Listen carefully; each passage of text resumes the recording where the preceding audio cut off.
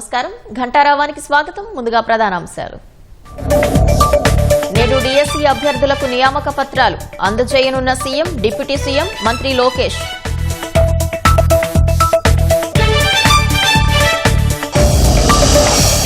గుంటూరులో డయేరియా కట్టడిపై అధికారుల దృష్టి.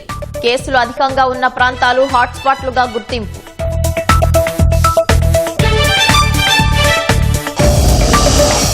శ్రీశైలం ప్రాజెక్టుకు కొనసాగుతున్న వరద. 10 గేట్లు ఎత్తి సాగర్కు నీటి విడుదల.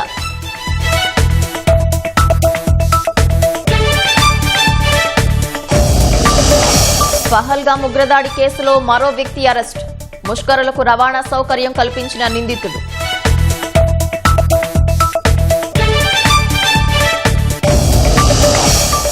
ఇంద్రకీలాద్రిపై వైభవంగా దసరా మహోత్సవాలు.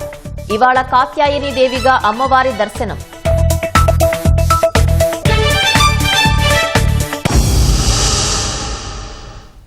రాష్ట్రంలో నేడు మరో పండుగ జరగనుంది. మెగా డిఎస్సీ విజేతలకు ఇవాళ కూటమి సర్కార్ నియామక పత్రాలు అందించనుంది. సీఎం చంద్రబాబు, ఉప ముఖ్యమంత్రి పవన్ కళ్యాణ్, మంత్రి లోకేష్ తో పాటు ప్రజాప్రతినిధులు ఈ కార్యక్రమంలో పాల్గొననున్నారు. ఈ మెగా వేడుక కోసం సచివాలయం సమీపంలో ఏర్పాట్లు చేశారు. ఎన్నికల సమయంలో ఇచ్చిన మాట ప్రకారం ముఖ్యమంత్రి చంద్రబాబు బాధ్యతలు చేపట్టిన వెంటనే మెగా డిఎస్సీ ఫైల్పై తొలి సంతకం చేశారు. తర్వాత అన్ని అవాంతరాల్ని అధిగమించి రాష్ట్ర విద్య, ఐటీ శాఖల మంత్రి నారా లోకేష్ మెగా డిఎస్సీ క్రతువును విజయవంతంగా ముందుకు నడిపించారు. 31 సంవత్సరాల్లో 14 డిఎస్సీల్ని ప్రకటించడం ద్వారా 196,619 టీచర్ పోస్టుల్ని భర్తీ చేసిన ఘనత తెలుగుదేశం, కూటమి ప్రభుత్వాలకే దక్కనుంది. 5 ఏళ్ల పాలనలో ఒక్క టీచర్ పోస్టును భర్తీ చేయని వైసీపీ పెద్దలు కూటమి ప్రభుత్వం ప్రకటించిన మెగా డిఎస్సీని అడ్డుకునేందుకు చేయని ప్రయత్నం లేదు. దీనిపై మొత్తం 106 కేసులు దాఖలు చేశారు. ఈ విషయంలో మొదట్నుంచి చిత్తశుద్దితో ఉన్న మంత్రి లోకేష్ అధికారులకు ఎప్పటికప్పుడు దిశానిర్దేశం చేస్తూ విజయవంతంగా నియామక ప్రక్రియ పూర్తయ్యేలా చేశారు. మెగా డిఎస్సీ నోటిఫికేషన్ విడుదల చేశాక కేవలం 150 రోజుల వ్యవధిలో నియామక ప్రక్రియను పూర్తి చేసి రికార్డు సృష్టించారు. మొత్తం 16,347 పోస్టులకు నోటిఫికేషన్ ఇవ్వగా ఎంపికైన 15,941 మందికి నేడు నియామక పత్రాలు అందజేస్తారు. మంత్రి నారా లోకేష్ ప్రత్యక్ష పర్యవేక్షణలో మెగా డిఎస్సీ ప్రక్రియలో ఎలాంటి విమర్శలకు తావు లేకుండా పగడ్బందీ చర్యలు తీసుకున్నారు. ఎన్నడూ లేని విధంగా 5.3 లక్షల మంది అభ్యర్థులు మెగా డిఎస్సీ పరీక్షకు హాజరయ్యారు. పూర్తి పారదర్శకంగా పరీక్షల్ని నిర్వహించిన ప్రభుత్వం ఆ తరువాత కీ, మెరిట్ జాబితాను ఆన్లైన్లో ప్రచురించింది. అన్ని స్థాయిల్లోనూ హెల్ప్ డెస్క్లు ఏర్పాటు చేసి సమర్థవంతంగా ఫిర్యాదులు పరిష్కరించారు. ఎస్సీ వర్గీకరణతో పాటు తొలిసారిగా 3% క్రీడా కోటాను కూడా అమలు చేశారు. తద్వారా 372 మంది క్రీడాకారులకు టీచర్ ఉద్యోగాలు లభించాయి. మహిళలు, దివ్యాంగులు, మాజీ సైనికోద్యోగులు క్రీడా కోటా సహా అన్ని కేటగిరీల్లో వర్టికల్, హారిజాంటల్ రిజర్వేషన్లను అమలు చేశారు. ఇకపై ఏటా డిఎస్సీ నిర్వహించి ఉపాధ్యాయ పోస్టుల్ని భర్తీ చేస్తామని మంత్రి లోకేష్ ఇప్పటికే ప్రకటించారు. సచివాలయం సమీపంలోని ప్రాంగణంలో కార్యక్రమాన్ని పండుగ వాతావరణంలో నిర్వహించేందుకు విద్యాశాఖ విస్తృతమైన ఏర్పాట్లు చేసింది. సబ్జెక్టుల వారీగా రాష్ట్ర స్థాయిలో టాపర్లుగా నిలిచిన 16 మంది, 6 ఇన్స్పైర్ విజేతలకు కలిపి 22 మందికి ముఖ్యమంత్రి చంద్రబాబు, ఉప ముఖ్యమంత్రి పవన్ కళ్యాణ్, మంత్రి లోకేష్ చేతుల మీదుగా నియామక పత్రాలు అందజేస్తారు. మిగిలిన వారికి ప్రాంగణంలోనే అధికారులు నియామక పత్రాలు ఇచ్చే విధంగా ఏర్పాట్లు చేశారు. ప్రాంగణంలో అభ్యర్థులు, వారితో వచ్చే కుటుంబ సభ్యులు, ప్రజాప్రతినిధులు, ఇతర ప్రముఖుల కోసం మొత్తం 34,000 సీటింగ్తో కుర్చీలు ఏర్పాటు చేశారు. వివిధ ప్రాంతాల నుంచి వచ్చే అభ్యర్థుల కోసం ప్రత్యేక ఏర్పాట్లు చేశారు. నియామక పత్రాలు అందుకోబోతున్న అభ్యర్థులు ఆనందం వ్యక్తం చేస్తున్నారు. మ్యాథమెటిక్స్ సెలెక్ట్ అయ్యానండి. నేను ఈ పోస్ట్కి అయితే మాత్రం 2 ఇయర్స్ నుంచి ప్రిపేర్ అవుతా ఉన్నాను. ఆల్రెడీ సచివాలయంలో జాబ్ చేస్తున్నాను. ఇన్ సర్వీసెస్లో లీవ్ పెట్టుకుని 2 మంత్స్ లీవ్ పెట్టుకుని ప్రిపేర్ అయ్యాను. 16,347 పోస్టులు ఇవ్వడంతో మాకు చాలా ఆనందంగా ఉంది. నేను స్కూల్ అసిస్టెంట్ సోషల్కి సెలెక్ట్ అయ్యాను సార్. ఈ పోస్ట్ రావడం చాలా సంతోషంగా ఉంది. రాష్ట్ర ప్రభుత్వం ఈ యొక్క మెగా డిఎస్సీ 2025 ప్రవేశపెట్టడం ద్వారా నేను చదువుకున్న చదువుకు విలువ లభించింది. 40 ఇయర్స్ అండి నాకు. ఈ 40 ఇయర్స్లో నేను చూసినటువంటి డిఎస్సీలో కల్లా డిఎస్సీ సెలెక్ట్ అయిన తర్వాత కూడా అత్యంత త్వరగా ఇచ్చిన డిఎస్సీ ఇదేనని నేను అనుకుంటున్నాను. ఇట్లా ఇచ్చినందుకు కూటమి ప్రభుత్వానికి ధన్యవాదాలు తెలియజేస్తా ఉన్నాను. చాలా ఇయర్స్ తర్వాత డిఎస్సీ ఇవ్వడం, ఎస్జిటి సెలెక్ట్ అవ్వడం చాలా హ్యాపీగా ఉంది. చాలా బాగుంది. అంతా ఒక ఆర్డర్ ప్రకారం ఎప్పటికప్పుడు మనకి ఇంటిమేట్ చేస్తూ ఉన్నారు. ప్రొసీజర్ అయితే చాలా ఫాస్ట్గా అయ్యిందండి. డిలే ఏమి లేకుండా దానికైతే చాలా హ్యాపీగా ఉంది. నాకు ఈడబ్ల్యూఎస్లో ర్యాంక్ వచ్చింది, జాబ్ కూడా ఈడబ్ల్యూఎస్ వల్ల వచ్చింది. Thanks to Narendra Modi. EWS వల్ల 10% రిజర్వేషన్, థ్యాంక్స్ టు గవర్నమెంట్. నేను ఫస్ట్ అటెంప్ట్లోనే వచ్చింది.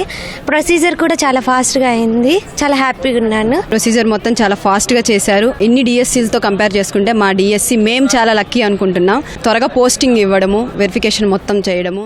అమరావతిలో నియామక పత్రాలు అందుకునే అభ్యర్థుల్ని తరలింపు కోసం కృష్ణా జిల్లా అధికారులు ఏర్పాట్లు చేశారు. కృష్ణా జిల్లా నుంచి అభ్యర్థుల్ని 62 బస్సుల్లో తరలిస్తున్నారు.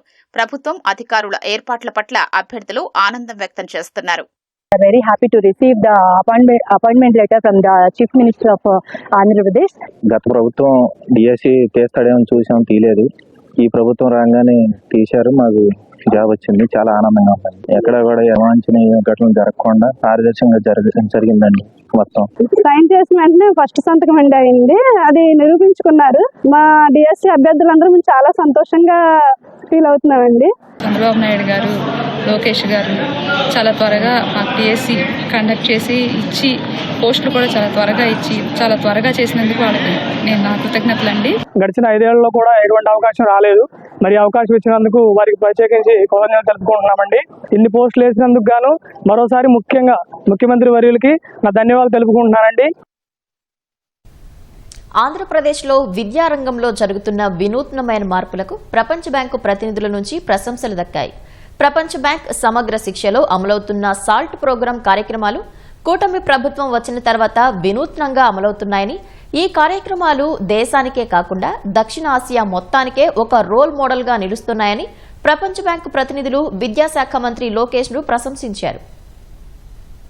విద్యాశాఖ మంత్రి నారా లోకేష్ తో సమావేశమైన ప్రపంచ బ్యాంక్ ప్రతినిధి బృందం ఆయన నాయకత్వాన్ని ప్రత్యేకంగా అభినందించింది. పాల్ ల్యాబ్లు, guaranteed foundational literacy, numeracy, school leadership శిక్షణలు బాగా జరుగుతున్నాయన్నారు. ఈ సందర్భంగా పాఠశాల విద్యాశాఖ కార్యదర్శి కోన శశిధర్, సమగ్ర శిక్ష రాష్ట్ర పథక సంచాలకులు బి శ్రీనివాసరావుతో పాటు ప్రపంచ బ్యాంక్ ప్రతినిధులు క్రిస్టల్ కౌమే, సౌమ్య బజాజ్, ఎన్విన్ ఖైన్, ప్రియాంక సాహు తదితరులు పాల్గొన్నారు. లీప్ కార్యక్రమానికి సాల్ట్ ప్రోగ్రాం ఎంతగానో దోహదపడుతోందని విద్యాశాఖ మంత్రి లోకేష్ చెప్పారు. గ్యారంటెడ్ ఎఫ్ఎల్ఎన్ కి సాల్ట్ ప్రోగ్రాం ద్వారా జరిగిన ఎఫ్ఎల్ఎన్ ట్రైనింగ్ పునాది వేయడానికి ఉపయోగపడతాయని అన్నారు. శిక్షణ కార్యక్రమాల ద్వారా మూల్యాంకనం చేసి భవిష్యత్తు శిక్షణ కార్యక్రమాలు చేపడతామని పేర్కొన్నారు. ప్రపంచ బ్యాంకుతో భవిష్యత్తు నిర్మాణ కార్యక్రమానికి భాగస్వామ్యానికి చర్చించడం కోసం మరోసారి సమావేశం అవుతామని లోకేష్ అన్నారు. విద్యార్థుల అభ్యసన సామర్థ్యాలను అంచనా వేయడానికి పాల్ ల్యాబులు ఎంతగానో ఉపయోగపడుతున్నాయని, ఈ ల్యాబ్ల ద్వారా విద్యార్థుల్లోని లోపాలను గుర్తించి వ్యక్తిగతంగా సహాయం చేయడానికి వీలు కలుగుతుందని తెలిపారు. దీనివల్ల ఉపాధ్యాయులు మరింత మెరుగైన ప్రణాళికతో బోధించగలుగుతున్నారని ప్రపంచ బ్యాంకు ప్రతినిధులతో మంత్రి అన్నారు. ఫౌండేషనల్ లెర్నింగ్ అండ్ న్యూమరసీ అందించే లక్ష్యాన్ని సాధించడంలో రాష్ట్ర ప్రభుత్వం నిబద్ధతతో ఉందన్న లోకేష్, గ్యారంటీడ్ ఎఫ్ఎల్ఎన్ సాధిస్తామని, అప్పుడు ప్రపంచానికే ఆంధ్రప్రదేశ్ దిక్సూచిగా నిలుస్తుందన్నారు. రాష్ట్ర విద్యాభివృద్ధికి సాల్ట్ సమగ్ర శిక్షణ చేస్తున్న కృషికి విద్యాశాఖ కార్యదర్శి కోన శశిధర్, ఎస్పీడీ బి శ్రీనివాసరావులని ప్రపంచ బ్యాంక్ ప్రతినిధులు అభినందించారు. గుంటూరులో డయేరియా కేసులు పెరుగుతుండటంతో జిల్లా యంత్రాంగం అప్రమత్తమైంది. నగరంలో అతిసారం కేసులు అధికంగా ఉన్న ప్రాంతాలను హాట్స్పాట్లుగా గుర్తించి కట్టడి చర్యలపై దృష్టి సారించింది. ఆరోగ్య శిబిరాలు ఏర్పాటు చేసి వైద్య పరీక్షలు చేయడంతో పాటు స్వచ్ఛమైన తాగునీటిని సరఫరా చేస్తుంది. వ్యాధి వ్యాప్తి చెందకుండా ఎప్పటికప్పుడు పరిస్థితిని సమీక్షిస్తూ అధికారులు ముందస్తు జాగ్రత్త చర్యలు చేపడుతున్నారు. గుంటూరు ప్రభుత్వాసుపత్రిలో చికిత్స పొందుతున్న డయేరియా బాధితుల సంఖ్య 100కు పైగా చేరడంతో జిల్లా అధికారులు కట్టడి చర్యలు కట్టుదిట్టం చేశారు. ప్రభావిత ప్రాంతాల్లో వైద్య శిబిరాలు ఏర్పాటు చేశారు. ప్రగతినగర్లో జిల్లా collector Tameem Ansariya, GMC mayor Kovalamudi Ravindra, commissioner Puli Srinivasulu పర్యటించి కార్పొరేషన్ సిద్ధం చేసిన కిట్స్ పంపిణీ చేశారు. మొబైల్ మెడికల్ వాహనాలను యాదవ బజార్లోని శ్రీకృష్ణ కళ్యాణ మండపంలో ఏర్పాటు చేసిన మెడికల్ క్యాంపుని కలెక్టర్ పరిశీలించారు. డయేరియా, సీజనల్ వ్యాధుల నియంత్రణకు నగరపాలక సంస్థతో కలిసి జిల్లా యంత్రాంగం పటిష్ట చర్యలు తీసుకుంటుందని కలెక్టర్ వివరించారు. జీజీహెచ్లో చికిత్స పొందుతున్న వారి ఆరోగ్యం నిలకడగా ఉందన్నారు. డయేరియా కేసులు నమోదైన ప్రాంతాలను ప్రత్యేక జోన్లుగా పరిగణించి మెరుగైన పారిశుద్ధ్యం, రక్షిత తాగునీటి సరఫరా కోసం జిల్లా అధికారులకు విధులు కేటాయించినట్లు వివరించారు. ప్రగతి నగర్, అదేవిధంగా యాదవ్ బజార్, అక్కడ యాదవ్ కళ్యాణ మండపం, అక్కడ ఒక మెడికల్ క్యాంపు, అదేవిధంగా ఇక్కడ ప్రగతి నగర్లో కూడా ఒక మొబైల్ మెడికల్ క్యాంపు పెట్టడం జరిగింది. దాన్ని ఈరోజు అవి హై రిస్క్ ఏరియా అని గుర్తించాం కాబట్టి అక్కడ ఇంటింటికి మన మెడికల్ సిబ్బంది సర్వైలెన్స్ టీమ్స్ వెళ్ళి ఎక్కువ ఎక్కడైనా డైరియా లక్షణాలు ఉంటే తక్కువ ఉంటే కూడా ఇమ్మీడియట్గా వారిని ఐడెంటిఫై చేసి అక్కడ మన మెడికల్ క్యాంపుకు తీసుకువచ్చి వారిని మెడికల్ ఆఫీసర్స్ ద్వారా వారికి ట్రీట్మెంట్ చేస్తున్నాము. అదేవిధంగా వారికి కావాల్సిన ఎవరికైనా కాసేపు అక్కడే మెడికల్ క్యాంప్లోనే ఉంచి వారికి ట్రిప్స్ ఏదైనా పెట్టాలంటే దానికి కూడా అక్కడ బెడ్స్ కూడా ఏర్పాటు చేసి ఉన్నాము. వారికి కావాల్సిన అన్ని మెడిసిన్స్ అన్ని అరేంజ్మెంట్ మెడికల్ క్యాంపులో చేస్తున్నాము. ఇటీవల కురిసిన వర్షాలకు పలు ప్రాంతాల్లో డ్రైన్లు పొంగి సమస్యలు ఏర్పడ్డాయని, కార్పొరేషన్ సిబ్బంది సమస్య పరిష్కారానికి కృషి చేస్తున్నారని మేయర్ కోవెలమూడి రవీంద్ర తెలిపారు. ఇప్పటికే పలు ప్రాంతాల్లో మెడికల్ క్యాంపులు ఏర్పాటు చేశారని, మరో 15 రోజుల పాటు క్యాంపులు కొనసాగించాలని కలెక్టర్ని కోరామన్నారు.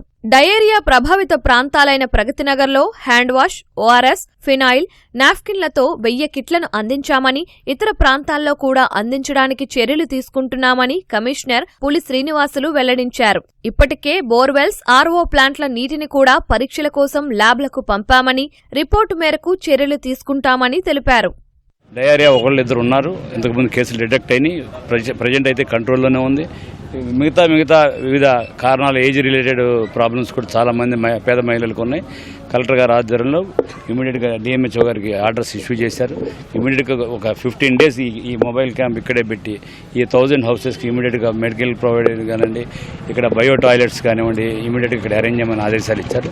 దీనికి అనుగుణంగా మున్సిపల్ కార్పొరేషన్ సిబ్బంది కూడా ఇమీడియట్గా వారి ఆదేశాలను అనుసరించి ఇమీడియట్గా ఇవన్నీ కూడా ప్రొవైడ్ చేస్తాం. మోర్ దాన్ 1 కేసెస్ వచ్చినాయని కూడా కొంచెం హై రిస్క్ ఏరియాస్గా గుర్తించి అక్కడ స్పెసిఫిక్గా శానిటేషన్ పరంగా కానీ, డ్రింకింగ్ వాటర్ పరంగా కానీ తీసుకోవాల్సినటువంటి అన్ని మెజర్స్ తీసుకుంటున్నాం. 16వ తేదీ నుంచి కేసులు రావడం మొదలుపెట్టాయి ఫ్రమ్ వేరియస్ ప్లేసెస్. కాబట్టి ఆ ఏరియాస్లోని కూడా వాటర్ శాంపిల్స్ కలెక్ట్ చేసుకొని మన దగ్గర ఇప్పుడు ఆర్సీ టెస్ట్ ప్రతిరోజు మన ఎమర్జెన్సీ వర్క్ ఇన్స్పెక్టర్ చేస్తారు. ఇవి కాకుండా ల్యాబ్స్ కూడా పంపించాం. ల్యాబ్స్కి పంపించిన రిపోర్ట్స్ అన్నీ కూడా మనకి అనుకూలంగా ఉన్నాయి. అంటే ఎక్కడా కూడా ప్రాబ్లం లేదు వాటర్. అయినప్పటికి కూడా ఇప్పుడు మేమైనా డ్రైవ్ పెట్టాం. గవర్నమెంట్ పరంగా కూడా ఉత్తర్వులు ఇచ్చారు. ఒక 90 డేస్ లీకేజెస్ కానీ, తర్వాత ఈ డ్రైన్స్లో ఉన్నటువంటి డిస్ట్రిబ్యూషన్ నెట్వర్క్ పైప్ లైన్స్ ఇవన్నీ కూడా వార్ పుటింగ్ బేసిస్ మీద మొత్తం డ్రైవ్ లాగా పెట్టి చేపించడం స్టార్ట్ చేశాము. 2 రోజుల నుంచి ఆ ప్రాసెస్ నడుస్తుంది. ఇంకొక 1 మంత్ 1.5 మంత్లో పూర్తిగా గుంటూరు నగరంలో ఎక్కడైతే డ్రైన్స్లో ఉన్నాయో పైప్స్ ఇవన్నీ కూడా రిమూవ్ చేయించడం. నగరంలో ఇప్పటి వరకు 180కి పైగా డయేరియా కేసులు నమోదు కావడం, జీజీహెచ్లో 104 మంది వరకు చికిత్స పొందుతుండటంతో కలెక్టర్ తమీం అన్సారియా, కమిషనర్ పులి శ్రీనివాసులు వైద్యారోగ్య, మున్సిపల్, ఫుడ్ సేఫ్టీ అధికారులతో సమీక్షా సమావేశం నిర్వహించారు. డయేరియా కేసులు నమోదవుతున్న 9 సమస్యాత్మక ప్రాంతాల్లో ప్రత్యేక దృష్టితో ముందస్తు నివారణ చర్యలను అమలు చేయాలని ఆదేశించారు. సమస్యాత్మక ప్రాంతాల్లో గురువారం నాటికి పూర్తి స్థాయిలో ఇంటింటి సర్వే పూర్తి అయ్యేలా వైద్య సిబ్బంది, సచివాలయ ఉద్యోగులతో అవసరం మేరకు ప్రత్యేక బృందాలను ఏర్పాటు చేయాలన్నారు. అతిసారం ప్రభావిత ప్రాంతాల్లో 50 బృందాలు 3202 గృహాలను సర్వే చేశాయని జిల్లా వైద్య ఆరోగ్య శాఖ అధికారి డాక్టర్ విజయలక్ష్మి తెలిపారు. 168 నమూనాలు సేకరించగా 13 పాజిటివ్ వచ్చాయని వివరించారు. నీటి ఆధారిత సూక్ష్మజీవులు వ్యాప్తి చెందకుండా అన్ని చర్యలు చేపట్టామన్నారు. వాయువ్య బంగాళాఖాతంలో ఉత్తర ఒడిశా తీరంలో అల్పపీడనం కొనసాగుతోంది. ఇది నేడు బలహీనపడనుంది.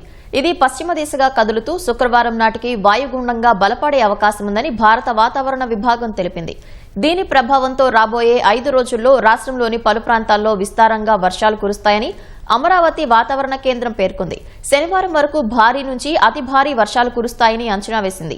సముద్రం అలజడిగా మారిన నేపథ్యంలో ఆదివారం వరకు మత్స్యకారులు వేటకు వెళ్లరాదని హెచ్చరికలు జారీ చేసింది.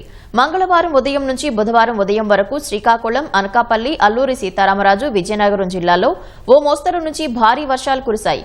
అత్యధికంగా శ్రీకాకుళం జిల్లాలోని రణస్థలంలో 89.7 మిల్లీమీటర్ల వర్షపాతం నమోదైంది.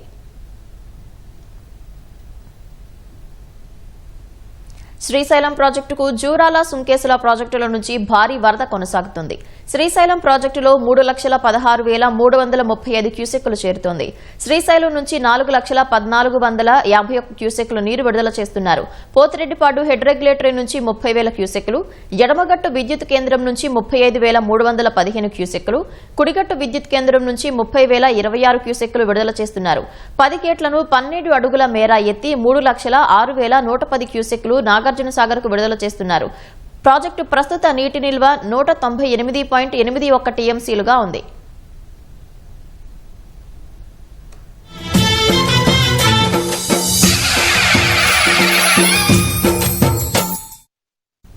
విజయవాడ ఇంద్రకీలాద్రిపై దసరా మహోత్సవాలు వైభవంగా సాగుతున్నాయి. శరన్నవరాత్రిలో భాగంగా నేడు అమ్మవారు కాత్యాయని దేవిగా భక్తులను కటాక్షిస్తున్నారు. పూర్వం కథ అనే మహర్షికి దేవి ఉపాసన వల్ల ఒక కుమారుడు కలిగాడు. చిన్నతనం నుంచే తండ్రి నుంచి భక్తిని అలవర్చుకున్న ఆ తపస్వికే కాత్యాయనుడు అని పేరు. ఇతను గొప్ప తపశ్శక్తి సంపన్నుడు. దేవి భక్తుడు అవటంతో దేవినే పుత్రికగా పొందతలిచి గొప్ప తపస్సు చేశాడు. దేవి ప్రసన్నురాలై మహర్షికి పుత్రికగా జన్మించింది. కాత్యాయనుడి పుత్రిక కావటంతో అమ్మవారిని కాత్యాయని దేవిగా పిలుస్తారు. లోక కంటకులైన రాక్షసులను అంతమొందించుటకు 3 దేవతలు త్రిమూర్తులు కాత్యాయని దేవికి తగు శక్తిని ప్రసాదించి లోక కళ్యాణం కావించారు. కాత్యాయని దేవి భక్తుల పాలిట కల్పవల్లి. ఆ తల్లిని ఆరాధించడం వల్ల చతుర్విధ పురుషార్థాలు సిద్ధిస్తాయని, రోగములు శోకములు భయాలు నశిస్తాయి, ఆయురారోగ్యాలు సుఖ సంతోషాలు వర్ధిల్లుతాయని భక్తులు నమ్ముతారు. విగ్రహాయ నమః కాంతాయ నమః కాంతిధూత జపావల్యై నమః కళాలాపాయ నమః కంబకండే నమః కరణిజ్జితవల్లభాయ నమః కల్పవల్లీ సమభుజాయ నమః కస్తూరీ తిలకోజ్వలాయ నమః కారాత్తాయ నమః జగత్యై నమః హాడకాభరణోజ్వలాయ నమః హరకుచా భోగాయ నమః కింగే నమః అల్యవజ్జితాయ నమః తన్మారాజ్యాయ నమః తాత్కారహతాధరాయ నమః అవశప్రదాయ నమః విర్భోక్త్రే నమః ఆతంతాయ నమః లీహలాసంతుష్టాయ నమః సభద్రాద్రూపుణ్యై నమః హానోపాదన్ముక్తాయ నమః రింగే నమః రిసోదర్యే నమః ఆహాంగుప్తాయ నమః. తిరుపతి జిల్లా శ్రీకాళహస్తీశ్వర ఆలయంలో నవరాత్రి ఉత్సవాలు వైభవంగా సాగుతున్నాయి. ఆలయంలోని జ్ఞాన ప్రసూనాంబికాదేవి తపస్సు అలంకరణలో భక్తులకు దర్శనమిచ్చారు. ఆలయంలోని అలంకార మండపం నుంచి అమ్మవారిని ఉత్సవంగా బొమ్మల కొలువు వద్దకు తీసుకువచ్చారు.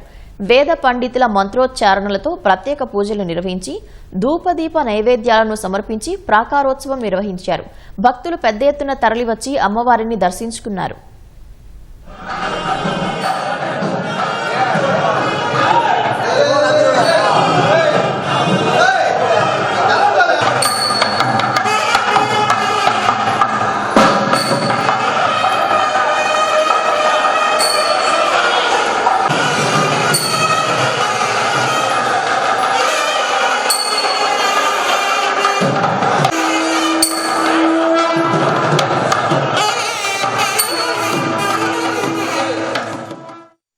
హైదరాబాద్ మియాపూర్లోని రఫా రీహాబిలిటేషన్ సెంటర్లో సందీప్ అనే రోగిని తోటి రోగులు హత్య చేశారు.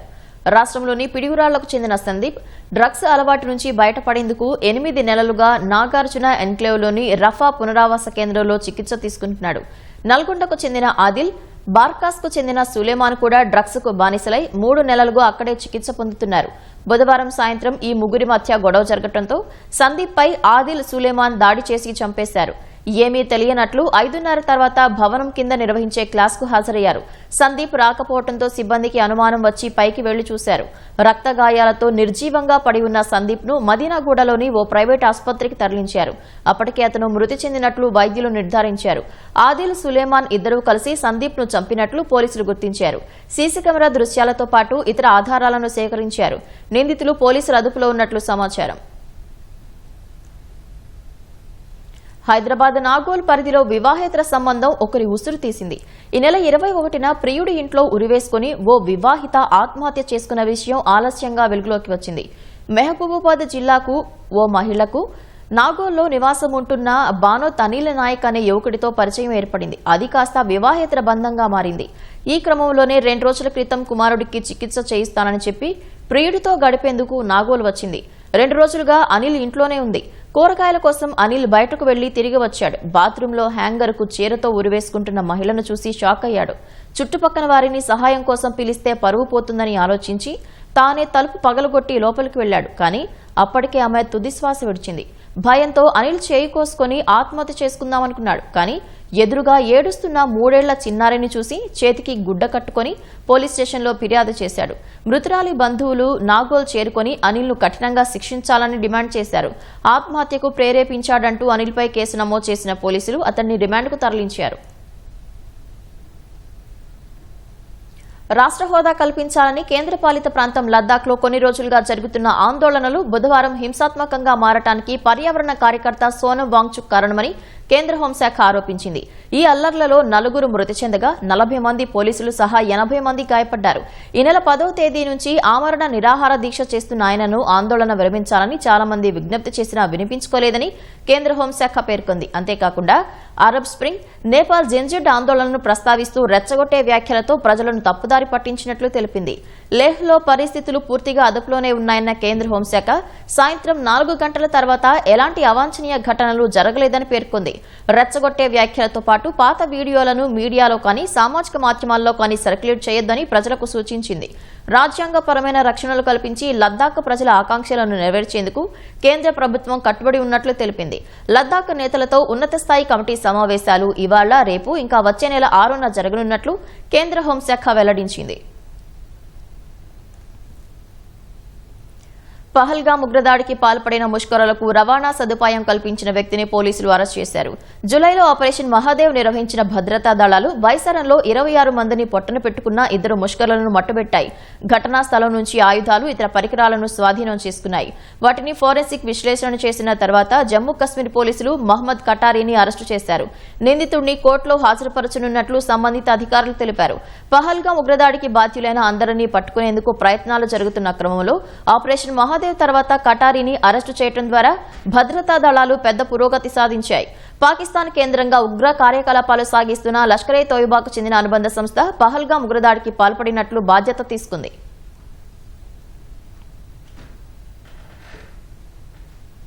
ఛత్తీస్గఢ్లోని బస్తర్లో దసరాను భిన్నంగా నిర్వహిస్తారు. దేశవ్యాప్తంగా జరిగే దసరాకు భిన్నంగా 75 రోజుల పాటు పండుగను నిర్వహిస్తారు.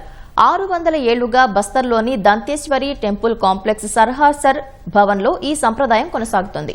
జోగి బిఠాయి పేరుతో నిర్వహించే ఈ వేడుకలో తొలుత ఓ యువకుణ్ణి సన్యాసిలా అలంకరిస్తారు.